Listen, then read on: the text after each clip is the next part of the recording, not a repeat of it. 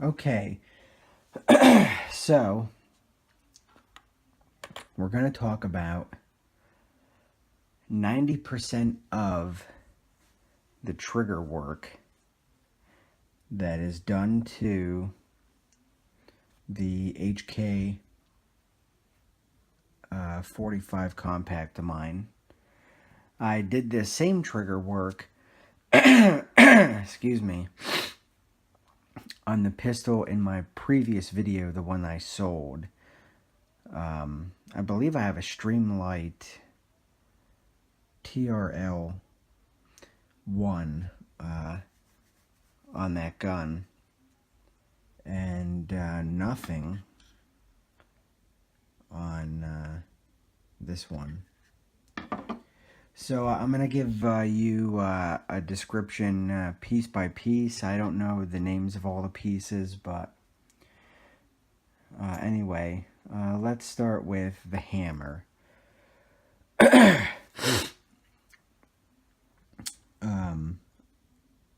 I'm just going to tell you what I did, and I got good results. So first of all, start with the sides. And by the way, if I had to give it a grit, I would say I went to about a 1,000 to 1,500 grit. And then I finished polishing with this. And that really kind of glosses it up.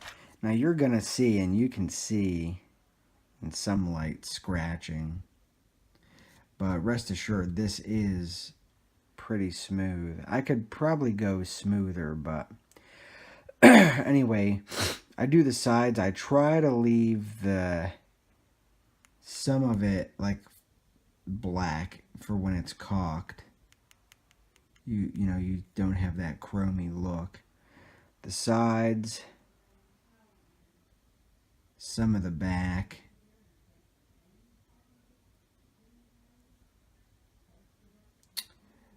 On the front, I do the whole front.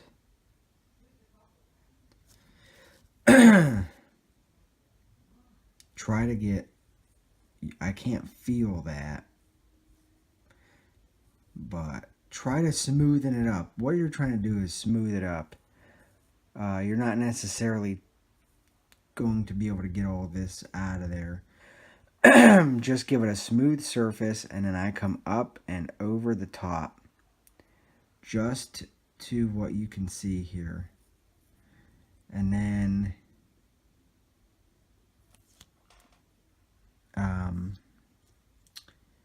go down. I didn't get this little bit. Nothing really, I don't think, touches it. But down around here, these are what I call critical areas. They absolutely must be done really smooth. I didn't get up in here. It's kind of hard. And then on the back, where I would like to get, but I haven't found a tool to get in there, is to polish inside of here on both. I might be able to get a Dremel tool. I'm all choked up, so you have to just forgive me here. I would like to get in here in this square, and I might be able to find something to do it with, but this would be a good place to go inside of here. I just don't have a tool. But anyway, there's your hammer. Next, let's talk about the trigger. You're going to want to do the sides. Only to about here on the one side. Do the inside. And then the side on this side. Now the trigger is going to wear a USP match set screw. I have not received it yet. And then when I do receive it, I have to track down a tap and a die, but I will make a video of it. But that's all you do for your trigger. I'm going to try and... Oh, I can't.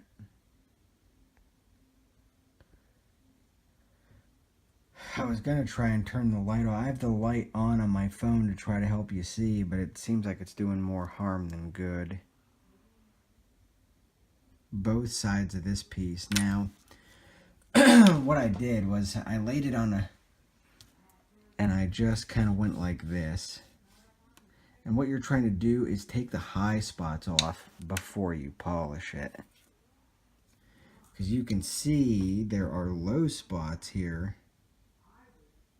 See that black? It's a low spot. If I wanted to square this up, I'd have surface ground it. I just want to take the high spots off and polish it.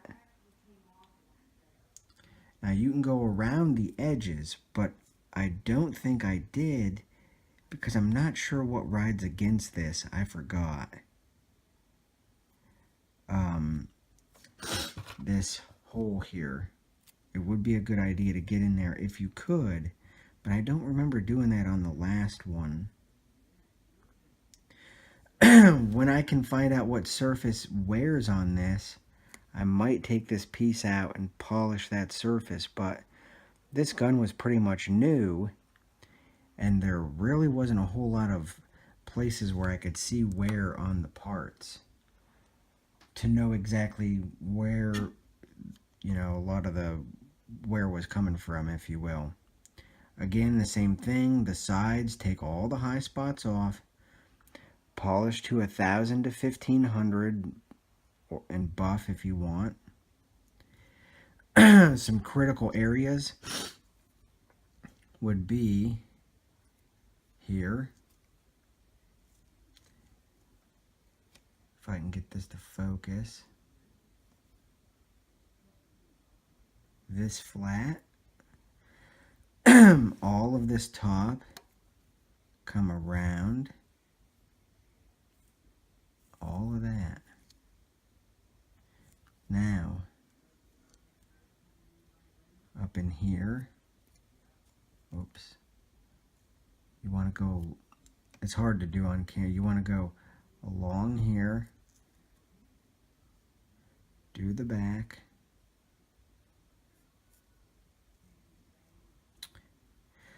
Do the back here. Make sure no burrs on these holes. Just feel them. If you feel a burr, hit them with a little countersink. But I didn't feel one. Sometimes sanding them can create a burr, so just inspect them. Okay, as you can see on this piece, you want to do the flat. Now, you're going to have to make note this has a nub, but you have to try to get it the best you can. Check that for a burr. Do the flats all the way around the radius here, across here, and then along here if you can.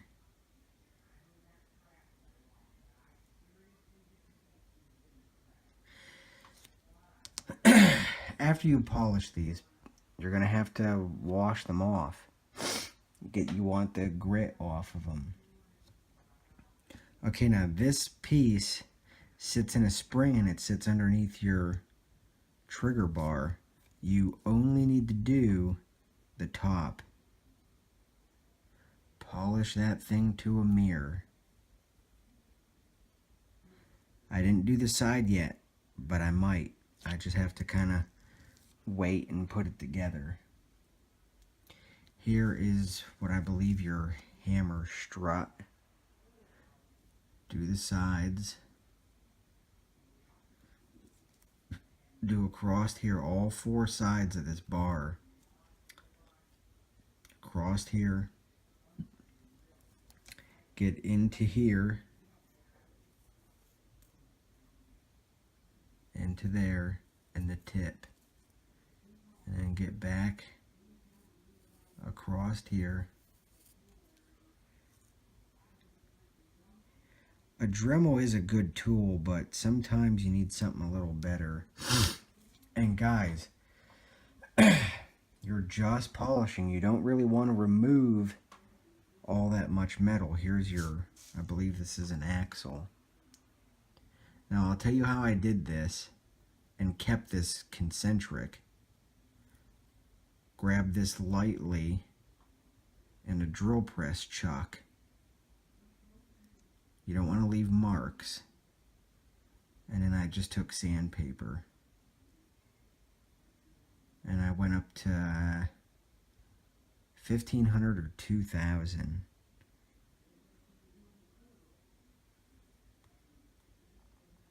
And that came out extremely smooth. Let's try, I believe this is the Sear. Sides. Now you got to remember this has an angle.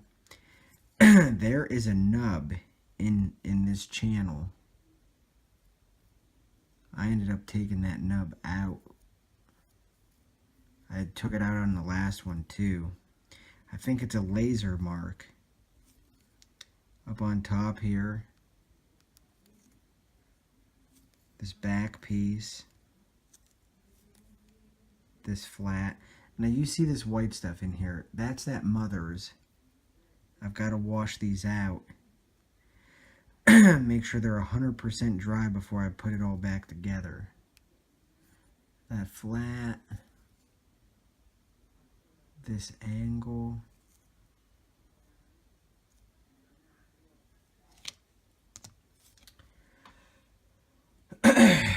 That flat. It would be nice to get inside this hole as well, but I just don't have anything little enough to do it. Okay. Let's see. Here we have a pin.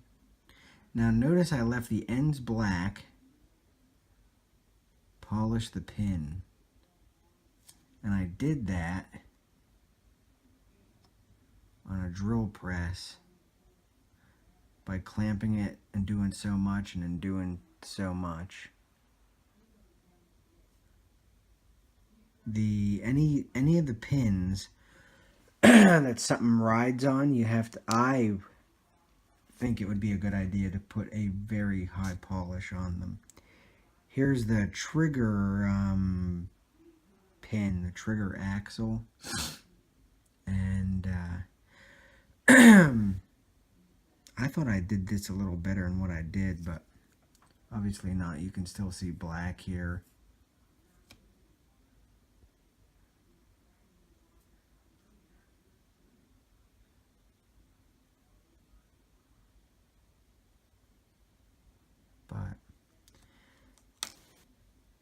And I think that's it. The other two pins that I have are for extractor and such. Oh, let's go over the trigger bar, obviously, duh. The top has laser marks in it. You can see them right there. Try to get them out the best that you can. Do across here. Do the radius. Do the whole side. I just did it at contact points, so it's black here, but you see I did it here.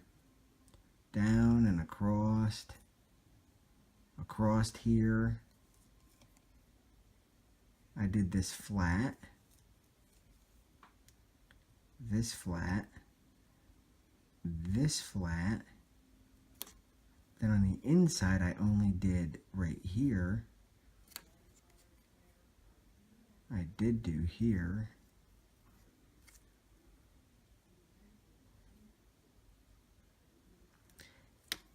This should be extremely polished because this is what that little nub over here on this piece. See if I can focus over here for you. this little piece with the spring right here. And I told you just do the top. Well, come back focus to here. That top piece rides along here. So you want them to be polished really well. Now, if you can, I couldn't, but if you can polish around this nub where it rides in the trigger, that would be great, but I just couldn't get it.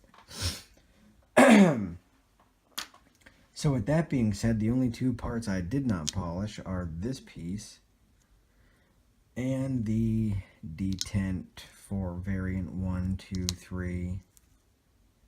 I didn't polish them. I don't need a high polished decocker or safety. This model is a V1 with safety, but eventually I'll convert over to V3 because I absolutely don't need the safety. That's retarded. I just need a decocker. And I'll go from there. Now,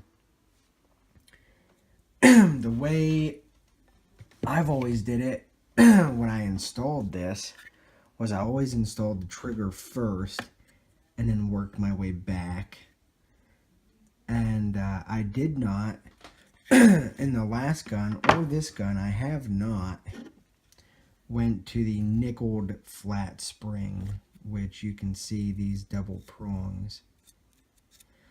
And my trigger, my last one, I was really satisfied. The nickel flat spring, I would replace this with the nickel. I just don't know how to get that flat spring off there. It moves. I don't know if you push it down, pull it up, I don't know. So if you know how, let me know and I'll switch that out. Also might be a good idea to polish the ejector. I doubt you'll notice a better trigger, but I think that would still be a good idea to polish that. But with that said, something else that I do is I tune the hammer spring. What I mean by tune is I slowly clip a half coil at a time until I get the desired double action pull. Now, some people say you can go to a LEM hammer spring, and that's very possible to run that. And as a matter of fact, when I get done clipping it, I probably might even essentially have an LEM hammer spring. I don't know. It wouldn't be a bad idea. Oh, and also match or light trigger return spring. I ordered 2 match springs, but those you will also need. It wouldn't be a bad idea to get a LEM hammer spring and try it. I advise you to order all of your parts from hk-usa.com. Factory, order from the factory, because hkparts.net is outrageous. For some of those springs you can get through HK, most of them aren't over $3. If you order through hkparts.net, you're looking at $6, $7, $8 a spring. I always order. I always order, unless they don't have it, I always order through HKUSA. I only go to HK Parts if the factory has none in stock. Now, the guy's business, his service is good. His shipping is fast. But I don't want to pay 2 and 3 times what the factory wants for the parts. I mean, who does? So, that's all I'm saying. I've never had bad service through Adam Weber at HK Parts. but the prices through the factory at HK are way better. And I'm sorry, but it is what it is. So anyway, that's my trigger job. I will show you everything as I go along. I'll make maybe an install video or something, but I will show you tuning this spring.